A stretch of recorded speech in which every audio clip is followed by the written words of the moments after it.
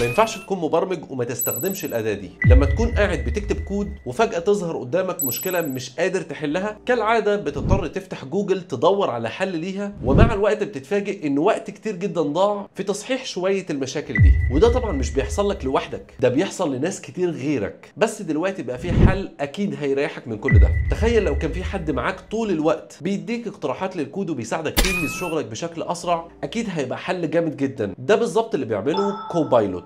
مش هقول لك انه مجرد اداه، انت ممكن تعتبره زي زميلك اللي بيقترح لك اكواد وانت شغال، بيكمل لك الكود لو وقفت، وبيساعدك تبعد عن الغلطات اللي بتضيع وقتك. ومن اهم الحاجات اللي بتميزه ان اللي عاملاها شركه جيت هاب، اللي هي اساسا فيها كل الريبوزايتوريز اللي انت ممكن تتخيلها، اللي فيها كميه اكواد اتكتبت باشكال مختلفه. وعلى فكره ده مش كل حاجه، كوبايلوت بيساعدك تطور مهاراتك، لانك بكل بساطه مش هتقعد تركز على الغلطات التافهه، هو هيكمل لك ويجيب لك الكود صح متظبط كويس جدا، وانت هتقدر تركز على الحاجات الابداعيه وتحل المشكلات فعلا. بس خلي بالك ما تستخدمهوش وانت لسه بتتعلم برمجه، لان ده هيضرك جدا. عشان كده يا صديقي، لو عايز تخلي البرمجه اسهل جرب كوبايلوت.